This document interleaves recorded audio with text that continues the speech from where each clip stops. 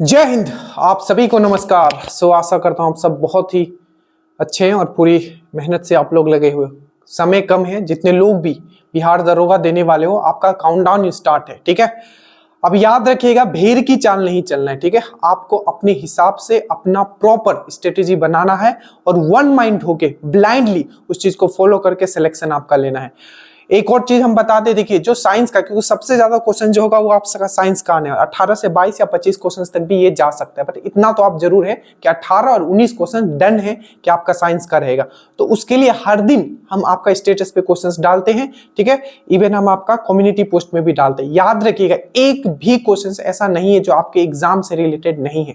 बहुत लोगों को अभी भी सर के ऊपर से जा रहा है जो आज हमने क्वेश्चंस डाला था, बट वो डायरेक्टली आपके एग्जाम में ऑलरेडी क्वेश्चंस आ चुका है। ठीक है, तो इसका मतलब यह है कि बहुत लोग अभी PYQ भी कंप्लीट नहीं किए। तो आपको सबसे आगे निकलना है, और सबसे अगर आगे आपको निकलना है तो हर दिन आपको पढ़ना है। नीचे लिंक है, स्टेटस के क्वेश्चन हर दिन आप फॉलो करें।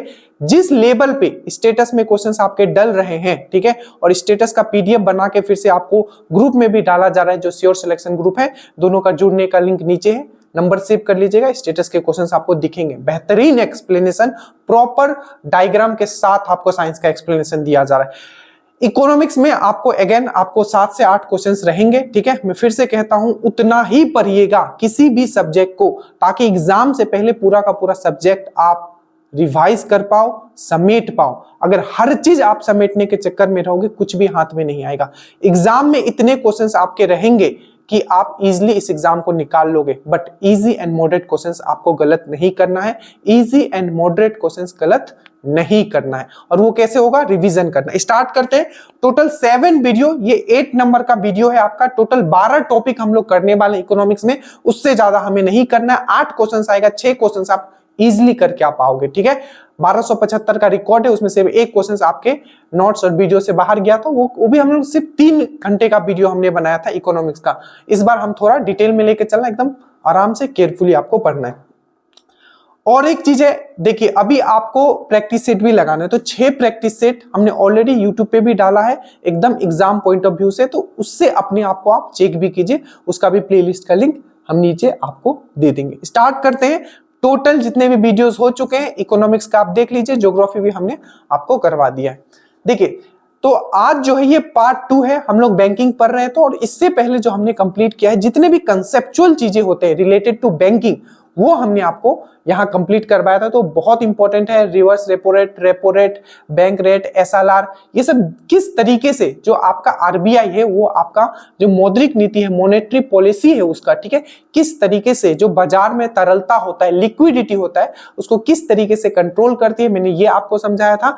प्लस मैंने आपको ये भी समझाया कि किस तरीके से महंगाई दर जो है आपका RBI कंट्रोल करती है। ठीक है, ये चीज आपको समझ में आया। आज जितना भी है बैंकिंग सिस्टम का ये सेकेंड पार्ट है। ठीक है, और इसमें जितने भी फैक्ट रिलेटेड जो चीज होते हैं, जिससे क्वेश्चंस पूछे जाते हैं और पूछे गए हैं, वो हम कवर करेंगे। थोड़ा टाइम लग गया इसलिए इस वीडियो बनाने में, क्योंकि इसमें फैक्ट्स बहुत सारे मुझे कवर करना था, और जो इंपॉर्टेंट था तो उसको निकाल के भी लेके मुझे आपके सामने आना था। ठीक है, देखिए तो आज बैंकिंग सिस्टम का ये 1 से 2 नंबर इस वीडियो से आपका आएगा। देखिए कुछ क्वेश्चन जो प्रीवियस ईयर में पूछे गए, ठीक है, इसको भी हम लोग डिस्कस करेंगे, बट पहले हम लोग एक बार पूरा कंप्लीट कर लेते हैं, उसके बाद हम लोग क्वेश्चंस पे आएंगे। देखिए, तो सबसे पहले जो बैंकिंग सिस्टम का आपको RBI, हमारा मैंने कि हमें RBI पढ़ना है। ठीक है, क्या पढ़ना है? RBI के बारे में हमें पढ़ना है। उससे पहले भारत में जो हमारा ये बैंकिंग प्रणाली है, बैंकिंग सिस्टम है, उसका एक हिस्ट्री देखेंगे, उससे क्या क्या क्वेश्चन पूछा जाता है वो देखेंगे। देखिए, इस वीडियो में 8 से 7-8 डेट होगा जो मैं आपको याद करवाऊंगा, और मैं याद करवा के आपको भेजूंगा। ठीक है, तो आप बस केयरफुली सुनते रहिएगा, लास्ट में मैं रिवीजन भी आपको करवा दूंगा। देखिए, सबसे पहले अगर हम लोग बैंकिंग सिस्टम, बैंकिंग प्रणाली का बात करें, तो सबसे पहला बैंक का जो नाम आता है जो आपको याद रखना है, ठीक है, और क्वेश्चन पूछा जाता है कि भारत का पहला बैंक कौन सा है, तो आपको यही बैंक का नाम याद रखना है। और अगर आपको पूछा जाए कि भारत का पहला आधुनिक तरीके से बना हुआ बैंक कौन सा है, तभी भी आपको यही याद रखना है, ये है आपका बैंक ऑफ हिंदुस्तान। तो भारत का पहला, ठीक है, आधुनिक तरीके से बना हुआ बैंक या भारत का पहला बैंक जो था वो कौन सा था, तो बैंक ऑफ हिंदुस्तान, जो कि 1770 में आया था। तो पहला डेट आपका यहां हो जाता है आपको 1770, आपको याद रखना ये है आपका बैंक ऑफ हिंदुस्तान। मैंने क्या लिखा है, आधुनिक तकनीक पर आधारित भारत का पहला बैंक, या एग्जाम में ऑलरेडी क्वेश्चन भी पूछा जा चुका है कि भारत का पहला बैंक कौन सा था, तो 1770। जहां डेट बोलूं मैं याद करवा रहा हूं उसको याद करना है, ठीक है, बाकी आपको बस हल्का माइंड में रखना है। तो पहला बैंक कौन सा था जो आपको दिमाग में रखना है, तो बैंक ऑफ हिंदुस्तान 1770 आपको याद रखना है, भारत का पहला बैंक जो आधुनिक प्रणाली से बना हुआ था। दूसरे नंबर का आपको याद रखना है अवध कॉमर्शियल बैंक, ठीक है, दूसरे नंबर का कौन सा है आपका भारत का, यह है क्या अवध कॉमर्शियल बैंक, या इसको आप बोल सकते हो अवध आपका वाणिज्य बैंक। ये जो फॉर्म हुआ था ये 1881 में हुआ था। कब हुआ था, 1881। वो कब हुआ था, 1770 में हुआ था। ये कब हुआ था, 1881 में हुआ था। मैं आपको याद कर पाऊंगा। तो आपको पूछा जाएगा कि अवध कॉमर्शियल बैंक, ठीक है, अवध कॉमर्शियल बैंक, ठीक है, ये कब फॉर्म हुआ था, तो आपको याद रखना अवध कॉमर्शियल बैंक। याद रखना ये पहला ऐसा बैंक था, ठीक है, जो कि किसके द्वारा रन किया गया था, तो भारतीयों के द्वारा रन किया गया था। तो ये भी पॉइंट आपको याद रखना है। पहला तो अवध कॉमर्शियल बैंक, ठीक है, अवध जो आपका वाणिज्यिक बैंक था वो कब फॉर्म हुआ था, ये भी क्वेश्चन पूछा गया है, तो 1881 में हुआ था। और याद रखेगा भारतीयों द्वारा संचालित, याद रखेगा ये भारतीयों द्वारा संचालित था, पर पूरी तरीके से ये भारतीयों का नहीं था, भारतीयों के स्वामित्व वाला बैंक नहीं था, पूरी तरीके से मैनेज भारतीयों के द्वारा नहीं किया जाता था। यही आपका क्वेश्चन आ जाएगा कि पूरी तरीके से मैनेज और पूरी तरीके से स्वामित्व जो भारतीयों द्वारा स्वामित्व वाला बैंक था वो कौन सा था, तो 1894 में जो बना था आपको याद रखना है ये है आपका पंजाब नेशनल बैंक। तो 3 डेट आपको यहां से याद रखना है। सबसे पहला डेट मैंने बोला कि बैंक ऑफ हिंदुस्तान बना, मेरे साथ बोलो 1770। 1770 मैं आपके सामने बोलता हूं, पहला बैंक का मैंने बात किया, बैंक ऑफ हिंदुस्तान जो भारत का पहला बैंक था 1770।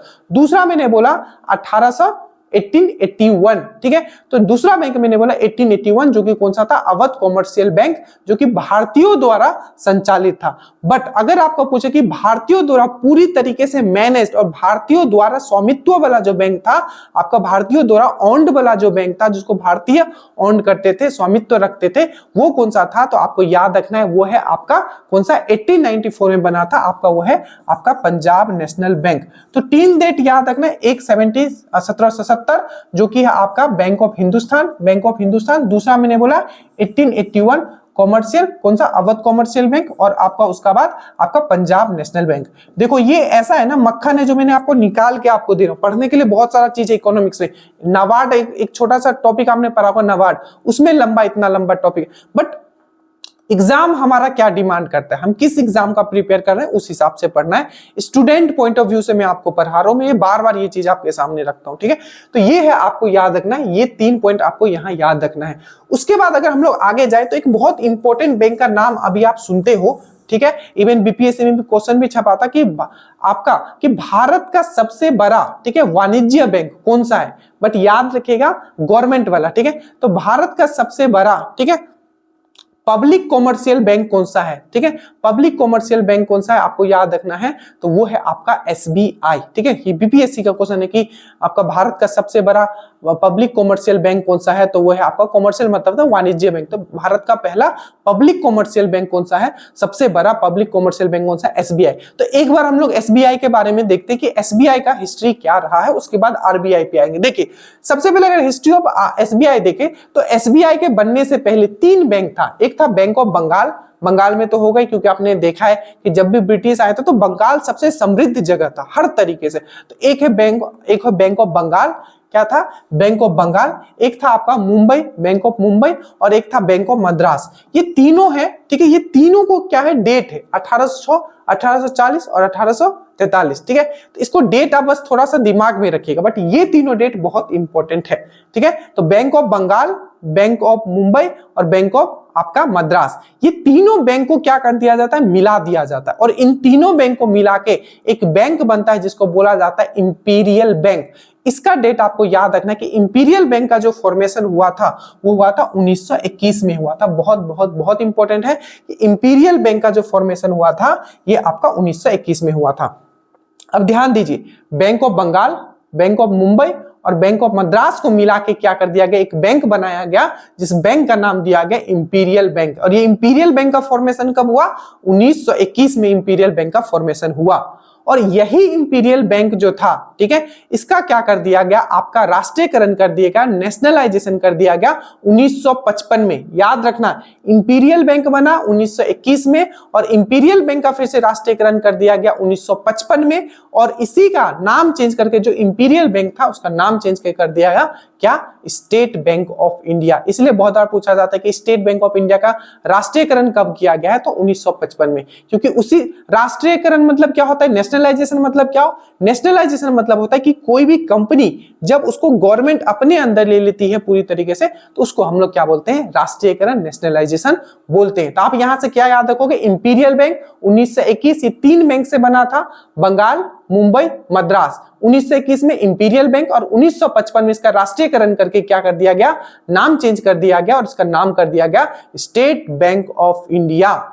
ठीक है, तो याद रखना स्टेट बैंक ऑफ इंडिया 1955। अब याद रखिएगा, ये जो राष्ट्रीयकरण किया गया था, ठीक है, इंपीरियल बैंक का, और जो नाम जो चेंज किया गया था, ठीक है, आपका स्टेट बैंक ऑफ इंडिया, ये कौन से कमिटी मतलब ने रिकमेंड किया था कि ऐसा करना चाहिए, रिकमेंडेशन किस कमिटी के रिकमेंडेशन पे हुआ था, तो ये भी आपको याद रखना, ये है आपका गोरेवाला समिति या गोरेवाला कमिटी। इतना याद रखेगा। एक बार फिर से हम लोग डेट याद करते हैं, जो हमें डेट याद करना है। सबसे पहला डेट आपको याद रखना है, बैंक ऑफ हिंदुस्तान, मेरे तरफ देखो, यही याद करके जाना है, बैंक ऑफ हिंदुस्तान मेरे तरफ 1770, ठीक है। उसके बाद आपका अवध कॉमर्शियल बैंक 1881, ठीक है। उसके बाद नेक्स्ट मैंने आपको क्या बताया था, आपका 18 आपको इसके बाद आपको याद रखना है, इसके बाद आपको कौन सा याद रखना है, इसके बाद आपको याद रखना है आपको पंजाब नेशनल बैंक 1894। उसके बाद इंपीरियल बैंक 1921, इसका राष्ट्रीयकरण 1955। आप हिंदी में याद करते हो, हिंदी में याद करना। तो ये आपको डेट यहां तक याद रखना है। तो ये था आपका थोड़ा बेसिक जो हिस्ट्री रहा है भारत में बैंक का, उसके बाद एसबीआई के बारे में, ठीक है, याद रहेगा। उसके बाद आपको याद रखना है राष्ट्रीयकरण 2 बार, हमने आपको जब 5 ईयर प्लान पढ़ाया था, वहां से कंफर्म है क्वेश्चन आपका दरोगा में 1 से 2 क्वेश्चन, प्लीज बहुत अच्छे से हमने करा है, बहुत मेहनत किया गया है, वो वीडियो आप जरूर देख लीजिएगा, इसी प्लेलिस्ट में आपको मिल जाएगा। तो हमने आपको कराया था कि जो बैंकों का जो राष्ट्रीयकरण है वो 2 बार किया गया है, ठीक है। एक बार, पहला बार जो राष्ट्रीयकरण किया गया था वो 14 बैंकों का किया गया था। वो कब किया गया था, 1969 में किया गया था। कब किया गया था, 1969 में 14 बैंकों का राष्ट्रीयकरण किया गया था। और 4th 5 ईयर प्लान में, ये सब याद रखना, तो पहला जो राष्ट्रीयकरण किया गया 1969 में किया गया था, ठीक है, 14 बैंकों का राष्ट्रीयकरण किया गया था और 4th 5 ईयर प्लान में आपको किया गया था। और दूसरी बार जो किया गया था, 6 बैंकों का राष्ट्रीयकरण किया गया था और आपका 1980 में किया गया था। और आपको याद रखना है कब, आपका छठा 5 ईयर प्लान में। तो याद रखना 4th 5 ईयर प्लान में, ठीक है, 14 बैंकों का राष्ट्रीयकरण हुआ और 6th 5 ईयर प्लान में आपका 6 बैंकों का राष्ट्रीयकरण हुआ, ठीक है। तो याद रखिएगा, ये जो आपका 6th 5 ईयर प्लान है, ठीक है, इसमें आपका 6 बैंकों का राष्ट्रीयकरण हुआ। ये 1980 है। अब आपको पता होना चाहिए, मैंने 5 ईयर प्लान बनाया है, ठीक है, 1980। अब देखो कैसे, आपका जो 5th 5 ईयर प्लान था वो कब तक चला था, 1974 से 78, 2 साल फिर से गैप हो गया था, ठीक है।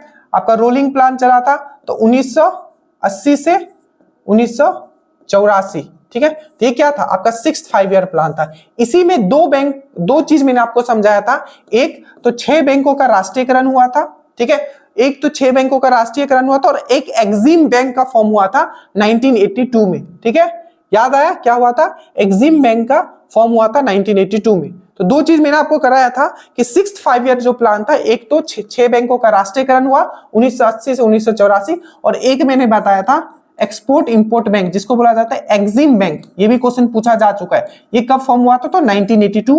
तो ये भी याद रखिएगा, 1982 में एक्सिम बैंक का फॉर्मेशन हुआ था, EXIM, एक्सपोर्ट इंपोर्ट बैंक, ठीक है। तो ये भी आपका छठा 5 ईयर प्लान में हुआ था। तो ये 2 चीज आपको याद रखना है। और अभी 2014 में, अभी देखा जाए कि भारत में कितने राष्ट्रीयकृत बैंक है, तो आपको याद रखना है टोटल आपके जो बैंक है अभी दिसंबर 2024 तक आपको याद रखना है टोटल 12 आपका नेशनलाइज्ड बैंक है। आप याद रखिएगा 4 आपको बैंक दे देगा, उसमें से पूछेगा इसमें से कौन सा नहीं है, तो ये 12 का आप थोड़ा दिमाग में रखें। State bank of India, bank of Baroda, Punjab national bank, bank of India, union bank of India, Canara bank of Maharashtra, central bank of India, Indian overseas bank और इंडियन बैंक और यूको और पंजाब एंड सिंध बैंक। ठीक है, याद रखिएगा बहुत सारा बैंकों का मिलन भी हुआ था, तो वो भी आपको मैं पीडीएफ में डाल दूंगा क्योंकि उससे भी क्वेश्चन था, बट वो करंट का था, उस समय पूछा गया था। अभी आपको इतना ही याद रखना है इसमें।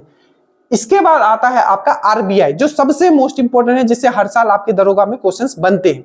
सबसे पहले अगर हम लोग आरबीआई का बात करें, जिसको हम लोग बोलते हैं रिजर्व बैंक ऑफ इंडिया, ठीक है, तो आरबीआई का अगर हम लोग बात करें तो इसका फॉर्मेशन जो हुआ है, सबसे पहले याद रखिएगा ये जो कौन से एक्ट के, देखिए आरबीआई से जो मोस्ट इंपोर्टेंट कंसेप्चुअल चीजें होती है, ठीक है, मैंने आपको इससे पहले वाला वीडियो में बताया, प्लीज वो जरूर देखिएगा, ठीक है, वही मेन चीज है, वही समझना है आपको, ठीक है, बहुत ही आसान भाषा में मैंने समझाया, वो जरूर देखिएगा। आरबीआई का बात करें तो सबसे पहले याद रखिएगा कौन से एक्ट के द्वारा, कौन से अधिनियम के द्वारा आरबीआई का फॉर्मेशन हुआ था, तो एक्ट याद रखिएगा वो है आपका 1934 का। याद रखिएगा एक्ट कौन सा था, तो एक्ट जो था आरबीआई एक्ट 1934, अधिनियम था आपका 1934 का, बट जो फॉर्मेशन इसका हुआ था 1 अप्रैल 1935 को हुआ था। कब हुआ था? 1 अप्रैल 1935 को इसका फॉर्मेशन हुआ था। और जब इसका फॉर्मेशन हुआ था तो ये भी आपको याद रखना, इसका जो हेड क्वार्टर जो था ये आपका कोलकाता में था, याद रखना। बट 1937 में ये हमने लिखा होगा, हाँ देखिए, तो जो सब, एक बार मैं इसको मिटा देता हूं, याद रखिएगा कि इसका जो फॉर्मेशन हुआ है वो 1 अप्रैल 1935 को हुआ है। इसका अधिनियम कौन सा, एक्ट कौन सा था, तो 1934 के एक्ट, आरबीआई एक्ट 1934, आरबीआई अधिनियम 1934 के द्वारा फॉर्म हुआ था। याद रखना 35 मत लगाना, यही क्वेश्चन पूछा गया कि इसका जो फॉर्म हुआ था कौन सा, आरबीआई एक्ट 1934, बट इसका फॉर्मेशन कब हुआ, 1 अप्रैल 1935। अब याद रखना कि ये कौन से जो कमिटी के रिकमेंडेशन पे इसका फॉर्मेशन हुआ था, तो याद रखना इसमें 2 बार क्वेश्चन पूछा गया है। एक है आपको याद रखना young Hilton committee, young Hilton committee आपको याद रखना है, कौन सा, यंग हिल्टन कमिटी। और एग्जाम में जो आया था यंग हिल्टन नहीं लिखा हुआ था, एग्जाम में जो आया था लिखा हुआ था रॉयल कमीशन, तो वहां यंग हिल्टन कमिटी को ही रॉयल कमीशन भी आप बोल सकते हो। तो यंग हिल्टन कमिटी का रिकमेंडेशन था, या आप बोल सकते हो रॉयल कमीशन का, रॉयल आपका आयोग का क्या था, आपका रिकमेंडेशन पे आरबीआई का फॉर्मेशन हुआ था। तो 1934 1935 ये 2 डेट याद रखोगे। इसका फॉर्मेशन कौन से कमिटी के रिकमेंडेशन पे, तो यंग हिल्टन कमिटी के, ठीक है, या लायन आपके रॉयल कमीशन याद रखना। तो यही लिखा हुआ है यंग हिल्टन कमिटी के रिकमेंडेशन पे या आपका रॉयल कमीशन। याद रखिएगा पहले इसका हेडक्वार्टर जो था आपका कोलकाता में था, बट 1937 में, याद रखना 1937 में क्या हुआ था कि परमानेंटली इसका जो हेडक्वार्टर है आपका कहां शिफ्ट कर दिया गया, आपका मुंबई में शिफ्ट कर दिया गया, याद रखिएगा, ठीक है। उसके बाद याद रखिएगा जो पहले जो गवर्नर थे, आपको पूछा जाएगा आरबीआई के पहले गवर्नर का नाम क्या था, तो आपको याद रखना है सर ऑसबोर्न स्मिथ, ठीक है, याद रखना पहले गवर्नर का नाम क्या था, तो सर ऑसबोर्न स्मिथ। बट पहले भारतीय गवर्नर का नाम क्या था, तो सीडी देशमुख। क्या मैंने बोला, सीडी देशमुख, इनका पूरा नाम था चिंतामन द्वारकानाथ देशमुख। तो भारतीय पहले गवर्नर कौन बने थे, तो आपको याद रखना है चिंतामन, ठीक है, चिंतामन द्वारकानाथ देशमुख, याद रखिएगा। और पहले गवर्नर अगर से पूछे तो आपको याद रखना है सर ऑसबोर्न स्मिथ। इसका मैंने पढ़ाया था कि जो मेन काम जो है आरबीआई का, बहुत सबसे बड़ा काम है मौद्रिक नीति, दैट मींस आपका मौद्रिक नीति को के द्वारा पूरे भारत में जो आपका मनी का जो बैलेंस है उसको मेंटेन रखना, कि आपका बाजार में कितना मनी फ्लो होना चाहिए, लिक्विडिटी, तरलता कितना होना चाहिए। अगर ये सब समझ में नहीं आ रहा, इससे पहले वाला वीडियो देखिएगा, कि क्योंकि जितना मनी होगा मार्केट में उसी से डिसाइड होता है डिमांड एंड सप्लाई, उससे भी इफेक्ट करता है। ये चीज मैंने आपको समझाया था। तो सबसे बड़ा काम क्या है, तो याद रखिएगा सबसे पहला तो इसको करेंसी जारी करना पड़ता है, पहला बहुत इंपॉर्टेंट है, करेंसी जारी कर सकता है। और याद रखिएगा करेंसी, याद रखिएगा 2 रुपया से लेके मैक्सिमम कितने रुपया तक जारी कर सकता है, 10,000। याद रखना मैक्सिमम सबसे बड़ा नोट कितने का जारी कर सकता है, 10,000। 2 रुपया से लेके 10,000 तक जो करेंसी होता है वो किसके अंदर आता है, तो आपको आरबीआई के अंदर आता है, याद रखिएगा। और उस पे सिग्नेचर किसका होगा, आरबीआई गवर्नर का होगा। बट आपका जो 1 रुपया होता है उस पे वो उसको जारी कौन करता है, तो आपको फाइनेंस मिनिस्ट्री करता है। और उस पे जो सिग्नेचर होता है वो फाइनेंस सेक्रेटरी का होता है। ये डिफरेंस समझना, 1 रुपया फाइनेंस मिनिस्ट्री, ठीक है, फाइनेंस सेक्रेटरी का सिग्नल होगा, बट 2 रुपया से लेके बाकी जितना भी होगा वो होगा आपका आरबीआई गवर्नर का साइन होगा, क्योंकि उसको आरबीआई जारी करता है। और याद रखिएगा मैक्सिमम सबसे बड़ा नोट कितने का जारी कर सकता है, तो 10,000 का नोट तक वो जारी कर सकता है। और मेन एक तो करेंसी का मैंने बोला कि करेंसी को कंट्रोल करेगा, करेंसी प्रिंट भी करेगा आपका, ठीक है, आरबीआई। दूसरा मौद्रिक नीति लाता है, आपका मॉनेटरी पॉलिसी लाता है, जिससे क्या होता है आपका कितना फ्लो होना चाहिए मार्केट में पैसा, उसको क्या करता है, ये मैनेज करता है। मौद्रिक नीति में क्या क्या मैंने समझाया था, repo rate, reverse repo rate, bank rate, SLR, ठीक है, सीआरआर, ये सब चीज मैंने आपको समझाया था इससे पहले। तो आपको याद रखना है क्या करता है, currency and credit monetary policy मतलब होता है आपका, ये पीडीएफ में हिंदी में भी लिखा रहेगा, तो इसमें क्या होता है मौद्रिक मॉनेटरी पॉलिसी मतलब होता है मौद्रिक नीति, ठीक है। तो इसका मेन जो काम था ये हो गया, ये चीज मैंने समझा दिया कि 1 रुपये जो होता है मिनिस्ट्री ऑफ फाइनेंस जारी करता है, फाइनेंस सेक्रेटरी का इस पे साइन होता है, और इसके ऊपर वाला जो आरबीआई का साइन होता है। अब इसके कुछ और फंक्शंस देखते हैं जो आरबीआई का, क्योंकि आपको फंक्शन से ही क्वेश्चंस पूछे जाते हैं, जो पूछा जाता है उसी हिसाब से पूरा वीडियो डिजाइन किया गया, हर एग्जाम का डिमांड अलग होता है, ठीक है, उसी हिसाब से। देखिए the function of RBI, RBI का क्या क्या फंक्शन है। सबसे पहले ये क्या करता है, करेंसी नोट जारी करता है, मैंने बताया 2 रुपया से लेके ऊपर तक जितना नोट जो होता है करेंसी कौन जारी करता है, तो आरबीआई करता है, पहला पॉइंट। दूसरा है आरबीआई क्या करता है, जितने भी आपके बैंक है, ठीक है, उसको रेगुलेट करता है, चाहे वो आपका नेशनलाइज बैंक हो या आपका भारत में कोई प्राइवेट बैंक है, ठीक है, अगर उसको भी लाइसेंस चाहिए तो वो जो लाइसेंस जो दिया जाता है, याद रखिएगा, वो आरबीआई के द्वारा ही दिया जाता है किसी भी बैंक को बैंक खोलने के लिए। दूसरा, किसी का लाइसेंस रद्द भी करना है तो रद्द कौन करेगा, फाइनेंस मिनिस्ट्री नहीं, आरबीआई करेगा। तो याद रखिएगा किसी नए बैंक को अगर खोलना भी है या किसी बैंक को अगर खत्म भी करना है, लाइसेंस जिसका खत्म भी करना है, तो उसको कौन देगा लाइसेंस, ये सब वो आरबीआई देगा, याद रखिएगा। जितना भी भारत का जो नेशनलाइज्ड बैंक है, जैसे कि मैंने बताया 12 आपका नेशनलाइज्ड बैंक है, मैंने अभी बताया था ना, यहाँ ये देखो 12 नेशनलाइज्ड बैंक है।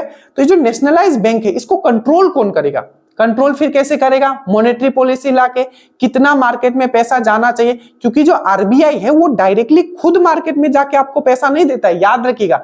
आप कभी भी आरबीआई के पास जाके डायरेक्टली आप पैसा नहीं लेते हो, आप जो बेसिकली लेते हो जो कॉमर्शियल बैंक है आपके आसपास, चाहे आपका पंजाब नेशनल बैंक हो गया, वाणिज्यिक बैंक जिसको हम लोग बोलते हैं, जो आपका पंजाब नेशनल बैंक हो गया, एसबीआई हो गया, सेंट्रल बैंक ऑफ इंडिया, तो इनके थ्रू आप पैसा लेते हो, ठीक है। बट इन पे कंट्रोल कौन करता है, इन पे कंट्रोल कौन करेगा, जितना भी बैंक है, ठीक है, कॉमर्शियल में, इस पे कंट्रोल कौन करेगा। अगर कुछ गलत करेंगे तो इसमें पेनाल्टी भी लगता है, आपने बहुत बार देखा हुआ। तो जितना भी आपका कॉमर्शियल बैंक है, ठीक है, नेशनलाइज्ड बैंक, इसको कंट्रोल कौन करता है, तो आपका आरबीआई करता है। कि कितना मार्केट में पैसा जाना चाहिए वो कौन डिसाइड करता है, तो आपका आरबीआई के हाथ में ही होता है। ये चीज आपको अच्छे से याद रखना है।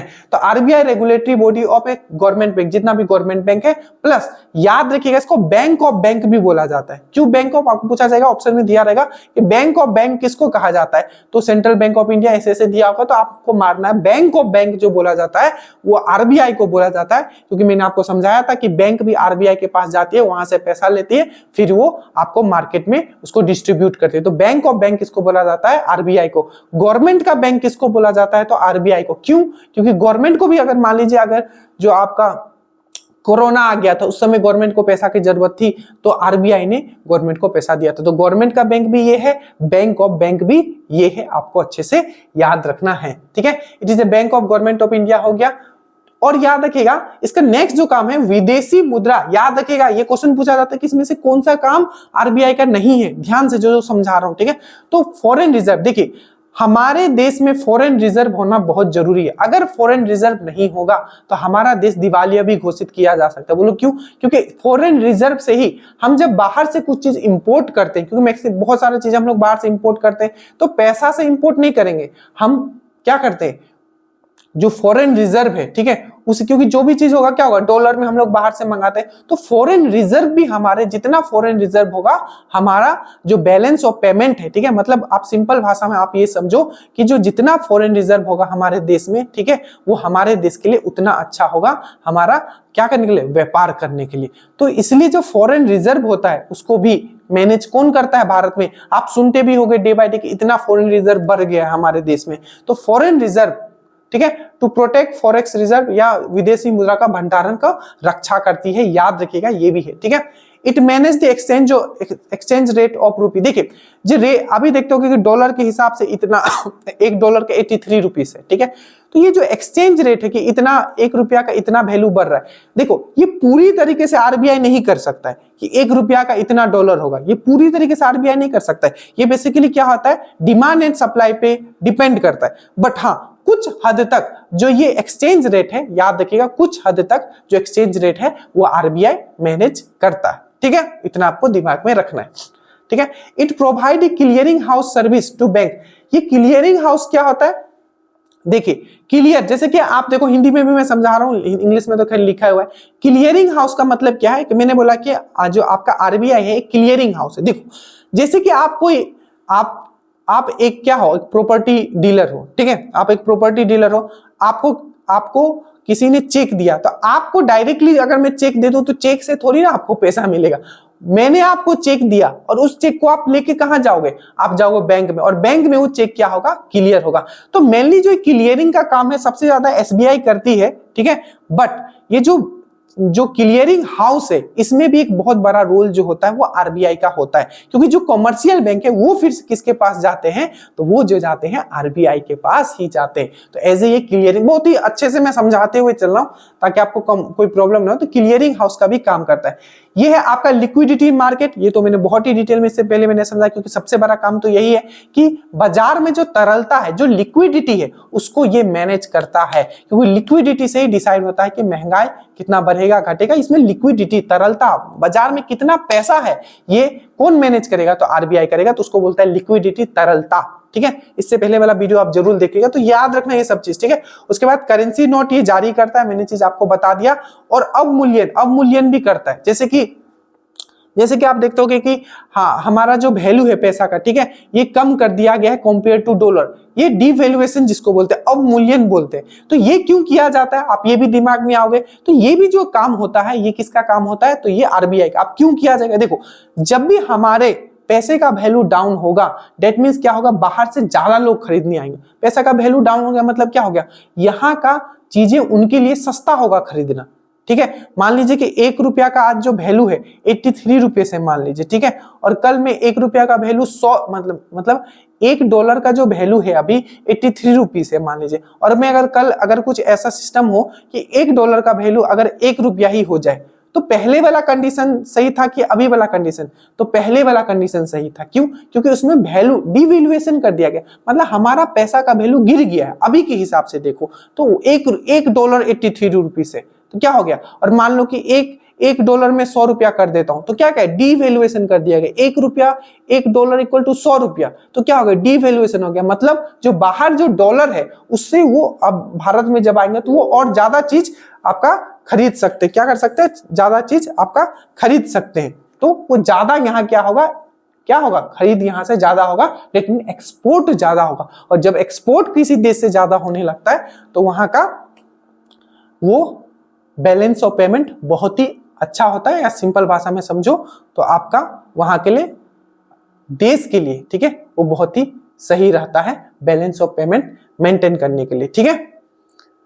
ये चीज आपको समझ में आ गया। तो डिवैल्यूएशन कौन करता है, अवमूल्यन कौन करता है। 3 बार हमारे पैसा का अवमूल्यन हुआ है, डिवैल्यूएशन हुआ है, आपको याद रखना है। 1949 में एक बार हुआ था, 1966 में हुआ था, और 1991 में हुआ था। डिवैल्यूएशन पता है ना, मैंने समझ गए हो ना कि हमारा पैसा का वैल्यू कम कर देना, जिससे क्या हो जाएगा, एक्सपोर्ट जो है, आयात जो है आपका बढ़ जाएगा, ठीक है। निर्यात मतलब होता है आई थिंक इंपोर्ट, और आयात, एक्सपोर्ट बढ़ जाएगा, ठीक है। अब एक्सपोर्ट बढ़ जाएगा, आयात बढ़ जाएगा, ठीक है। तो एक्सपोर्ट बढ़ जाएगा, क्या बढ़ जाएगा, एक्सपोर्ट बढ़ जाएगा। निर्यात होगा ना, निर्यात करना, आयात करना, ठीक है। एक बार देख लेना हिंदी वाले, आई थिंक निर्यात होता है, एक्सपोर्ट मतलब होता है निर्यात करना, ठीक है। तो ये चीज आपको समझ में आ गया होगा। तो एक्सपोर्ट जो है जिससे बढ़ जाता है। उसके बाद हम लोग आते हैं बैंक, और अब कुछ और नोट है जो आपको याद रखना है।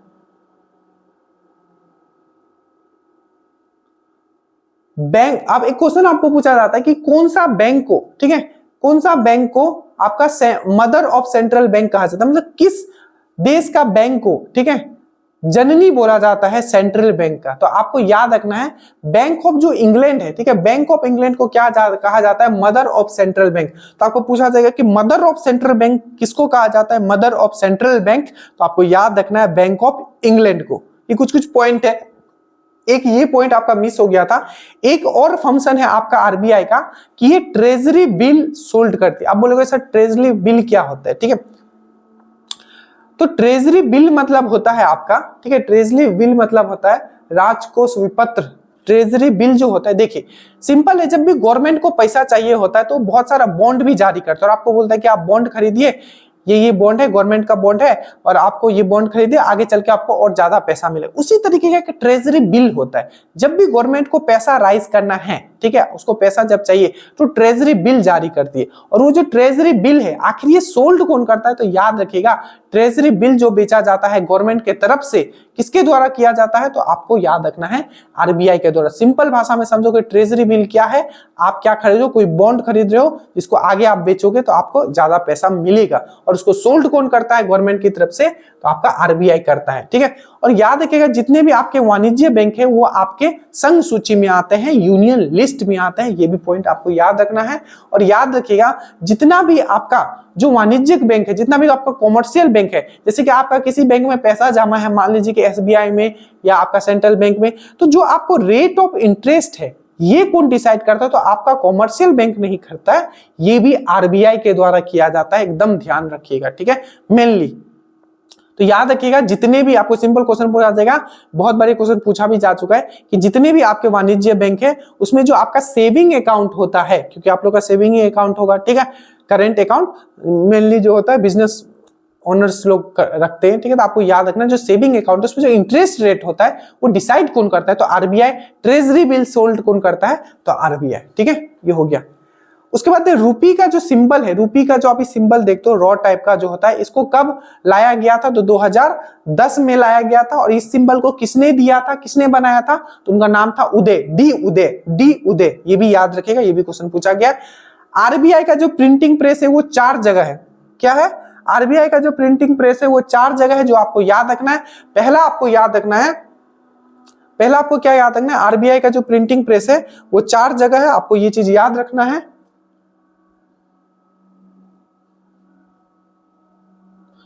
आरबीआई का प्रिंटिंग प्रेस जो है 4 जगह, एक है आपका देवास जो मध्य प्रदेश में है, दूसरा है नासिक, तीसरा है आपका मैसूर और चौथा है आपका सेलबोनी आपका वेस्ट बंगाल। ये अच्छे से याद रखना है चारों, देवास आपका मध्य प्रदेश, नासिक आपका महाराष्ट्र, उसके बाद है सेलबोनी आपका वेस्ट बंगाल और एक है मैसूर आपका कर्नाटक, ठीक है।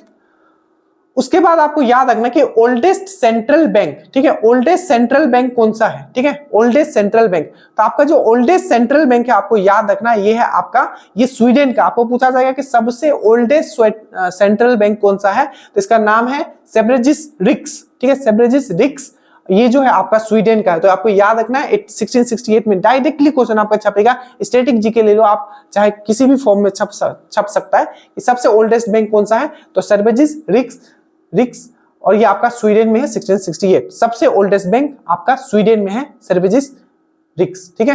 उसके बाद largest public sector commercial bank है, मैंने आपको बता दें कि भारत में सबसे बड़ा सार्वजनिक क्षेत्र का वाणिज्यिक बैंक कौन सा है, सबसे बड़ा पब्लिक सेक्टर कॉमर्शियल बैंक कौन सा है, तो ये है आपका एसबीआई, ये बीपीएससी में आया हुआ था। और एक याद रखिएगा कि जो आईडीबीआई है, जिसको हम बोलते हैं industrial development bank of India, IDBI, मैंने क्या बोला, आईडीबीआई, ठीक है, आईडीबीआई जो है industrial development bank of India, जिसका जो फॉर्मेशन हुआ था 1964 में हुआ था। अच्छे से याद रखना, डायरेक्टली क्वेश्चन पूछा गया कि आईडीबीआई का फॉर्मेशन कब हुआ था, 1964। आपको याद रखना है पहला फर्स्ट रीजनल रूरल बैंक, ठीक है, पहला रीजनल, ठीक है, रूरल बैंक जो होता है ग्रामीण बैंक, ठीक है, तो आपका पहला रीजनल रूरल बैंक कब फॉर्म हुआ था, तो 2 अक्टूबर 1975। जो डेट बोल रहा हूं वो याद करना, दो, एक तो आईडीबीआई मैंने बोला industrial development bank of India 1964, दूसरा मैंने बोला आपका फर्स्ट रीजनल रूरल बैंक 2 अक्टूबर 1975। और किस रिकमेंडेशन पे आया था ये रीजनल रूरल बैंक, तो नरसिम्हन कमेटी, याद रखना नरसिम्हन कमेटी किससे रिलेटेड है, बैंकिंग से, नरसिम्हन कमेटी बैंकिंग से, याद रखना, ठीक है। एक टर्म आया था ग्रीन बैंकिंग, हरित बैंकिंग का मतलब क्या है, तो पेपर का कम यूज करना, पेपरलेस बैंकिंग को ज्यादा आपको इंकरेज करना, वो था। तो ये कुछ पॉइंट था, ये इंपॉर्टेंट था, हमने लिख दिया जो पूछा गया। अब एक बार हम लोग बात करते हैं नाबार्ड का। नाबार्ड याद रखेगा, national agriculture bank of India. क्या है, sorry, national bank for agriculture and rural development. क्या है NABARD, national bank for agriculture and rural development. इसको फुल फॉर्म भी पूछा जा सकता है, ठीक है, तो एकदम ध्यान से, national bank for agriculture and development, national bank for agriculture and rural development. अच्छे से देख लो, इसका जो फॉर्मेशन कब हुआ था, 12 जुलाई 1982 को हुआ था, ठीक है। देखो सबसे पहले इसका फॉर्मेशन पूछा जाएगा तो क्या बोलोगे, 12 जुलाई 1982। पूछा जाएगा किस कमिटी के रिकमेंडेशन पे आया था, तो आपको याद रखना है शिव रमन कमेटी, बहुत बार पूछा गया शिव रमन कमेटी, आपको याद रखना है आपका किस कमेटी पे, तो शिव रमन कमेटी पे, ठीक है, याद रखना। इसका हेडक्वार्टर कहां है, मुंबई में। कुछ पॉइंट, एक्सिम बैंक 9 जुलाई 1982, सिडबी बहुत बार पूछा गया, सिडबी याद रखना। सिडबी का जैसे मैंने आईडीबीआई बताया तो 1964, और मैंने आपको सिडबी बोला तो 1990, जितना बोला हूं उतना याद कर लेना एकदम, ठीक है, 1990। और ये सिडबी का फुल फॉर्म क्या था, small industrial development bank of India. इसका याद रखना हेडक्वार्टर लखनऊ में है, नहीं तो मैक्सिमम देखोगे आपका मुंबई चाहे दिल्ली होगा, बट इसका हेडक्वार्टर आपका लखनऊ में है, आपका सिडबी का। नाबार्ड का काम क्या है, तो थोड़ा दिमाग में रखिएगा, जो भी रूरल एरिया है, ठीक है, वहां जो किसान है, ठीक है, उनके एग्रीकल्चर को डेवलपमेंट करने के लिए जो लोन जो दिया जाता है इस बैंक के द्वारा दिया जाता है, और इस बैंक के द्वारा डिफरेंट जो कोऑपरेटिव बैंक्स होते हैं उस एरिया में, ठीक है, उनको भी हेल्प किया जाता है, ठीक है। कोऑपरेटिव बैंक्स क्या होते हैं, तो मेनली आपको रूरल एरिया के लिए कोऑपरेटिव बैंक्स बनाए जाते हैं, रूरल एरिया को इंफ्रास्ट्रक्चर को भी डेवलप करने के लिए, ठीक है। इतना चीज आपको समझ में है, तो बस यही था, इतना ही आपको इसमें पढ़ना है। पढ़ने के लिए बाकी बहुत सारा चीज है, बट जो मेरे पॉइंट ऑफ व्यू से था, एग्जाम पॉइंट ऑफ व्यू से आपको इतना पढ़ना है। पहला क्वेश्चन है, which was the first bank to stabilise in India. मैंने आपको बोला था 1770 में पहला बैंक जो बना था वो कौन था, आपका बैंक ऑफ हिंदुस्तान। तो देखिए बैंक ऑफ हिंदुस्तान इसका होगा। अवध कॉमर्शियल बैंक कब आया था, याद रखिएगा, भारतीयों द्वारा संचालित पहला बैंक, तो आपका ये हो जाएगा। पंजाब नेशनल बैंक भारतीयों द्वारा पूरी तरीके से मैनेज और स्वामित्व वाला पहला, तो ये था आपका 1894, ठीक है। उसके बाद है कि भारतीय द्वारा पूर्णतः प्रबंधित होने वाला बैंक, मतलब पूरी तरीके से मैनेज किए वाला जो बैंक था वो कौन सा था, पूरी तरीके से भारतीयों द्वारा मैनेज था, पूरी तरीके से, मतलब वो भारतीयों का ही था, स्वामित्व वाला था, वो था पंजाब नेशनल बैंक 1894, याद रखिएगा। 14 बैंकों का जो राष्ट्रीयकरण किया गया था वो कब किया गया था, याद रखिएगा 1969 में किया गया था, और 1969 में ही किया हुआ था आपका इसरो का भी फॉर्मेशन हुआ था, याद रखिएगा। और कौन से 5 ईयर प्लान में, तो आपको याद रखना है 4th 5 ईयर प्लान में। और दूसरा जो 6 बैंकों का राष्ट्रीयकरण किया गया था, कब किया गया था, 1980 में किया गया था, और 6th 5 ईयर प्लान में, 6th 5 ईयर प्लान में 6 बैंकों का राष्ट्रीयकरण किया गया, 4th 5 ईयर प्लान में 14 बैंकों का राष्ट्रीयकरण यहां किया गया था। उसके बाद है इंटरेस्ट रेट जो है, ठीक है, देखिए सभी राष्ट्रीय वाणिज्य बैंकों में बचत खातों ब्याज दर, देखो ये क्वेश्चन ऑलरेडी आया, ब्याज दर पर किसके द्वारा तय किया जाता है, तो जो इंटरेस्ट रेट है सेविंग अकाउंट पे किसके द्वारा तय किया जाता है, union ministry of finance, union finance commission, Indian bank association, या नॉन ऑफ द अबव। तो इसका आंसर जो होगा नॉन ऑफ द अबव होगा, याद रखना, ये क्वेश्चन आया हुआ है, ठीक है, मतलब डिफरेंट एग्जाम्स में, तो आपको याद रखना है ये आरबीआई के द्वारा किया जाता है। दुनिया का सबसे पुराना केंद्रीय बैंक कौन सा है, जल्दी से बताइए, ये भी क्वेश्चन आया हुआ है, तो मैंने अभी बताया था, ठीक है, रिक्स, ठीक है, तो रिक्स कौन से, रिक्स सेंट्रल बैंक कहां था, तो ये था आपका स्वीडिश सेंट्रल बैंक, स्वीडन में था, ठीक है। उसके बाद है आपका कि इंपीरियल बैंक का फॉर्मेशन कब हुआ था, 3 बैंकों को मिला के 1921 में, ठीक है, तो यहां पूछा है imperial bank of India was rename as the state bank of India, ठीक है, तो इंपीरियल बैंक का जो नाम था वो स्टेट बैंक ऑफ इंडिया कर दिया गया था, कब किया गया था, राष्ट्रीयकरण कर दिया गया था गोरेवाल समिति के रिकमेंडेशन पे 1955 में। RBI was setup on the basis of RBI जो फॉर्म हुआ था किस कमेटी के रिकमेंडेशन पे, तो देखिए यहाँ यंग हिल्टन कमेटी नहीं दिया हुआ है, इसका जो आंसर होगा ये होगा आपका रॉयल कमीशन या यंग हिल्टन कमेटी। ये देखिए which of the following is not a function of RBI, देखो आप इस टाइप के क्वेश्चन दरोगा में आ चुके हैं, कौन सा इसमें जो फंक्शन है आरबीआई का नहीं है। कंट्रोल द क्रेडिट, अर्थव्यवस्था में ऋण को नियंत्रण करना, बिल्कुल ऋण का नियंत्रण करना इनका ही काम है। लोन जितना भी होगा आप कॉमर्शियल बैंक से लोगे या कॉमर्शियल बैंक में पैसा डालोगे, मेन जो इसको कंट्रोल करता है मौद्रिक नीति से वो आरबीआई ही करता है। Banker to the government and bank, yes ठीक है, बैंकर है, सरकार और बैंकों का बैंकर कहा जाता है, मैंने बताया था। Issue currency and custodian of foreign, बिल्कुल करेंसी नोट जारी करता है और फॉरेन रिजर्व को भी मैनेज करता है। Providing loan to agriculture farmer, नहीं, इससे डायरेक्टली इसका, ठीक है, डायरेक्टली इसका किसी से भी, आम जनता से इसका कोई लेन देन ही नहीं है। अगर फार्मर को लोन चाहिए होगा तो नाबार्ड के पास जाएगा, ठीक है, जो कि 1982 में 12 जुलाई को फॉर्म हुआ था, ठीक है। तो ये पूरा खेल था, पूरा का पूरा मैंने 40 मिनट में आपका समेट दिया आपके सामने, 1 सेकंड मैंने आपका वेस्ट नहीं किया है। अगर आप इस चैनल पे ये पहला वीडियो देख रहे हो, बस आपका सपोर्ट इतना चाहिए, लाइक कीजिएगा, हर एक वीडियो को आप जरूर देखें। रिजल्ट आपका कंफर्म है, सबसे ज्यादा जो सिलेक्शन रेट रहा है वो ड्रीम डोज का रहा है। और मैं फिर से कहता हूं, उतना ही पढ़ना जितना इस एग्जाम को जरूरत है। हर दिन पढ़िए, टेस्ट लगाइए और अपने आप को चेक करते रहे। 6 टेस्ट हमने डाल दिया है, उसको आप जरूर लगा ले। एक तरफ हमने पूरा का पूरा आपको ज्योग्राफी का डाल दिया है, वो भी आप कंप्लीट कर लीजिए, पूरा का पूरा ज्योग्राफी, क्योंकि 10 से 12 क्वेश्चंस उससे भी रहेंगे। So thank you so much. नीचे लिंक है, जुड़ जाइएगा, स्टेटस के क्वेश्चंस आपको फॉलो करना है। जय हिंद।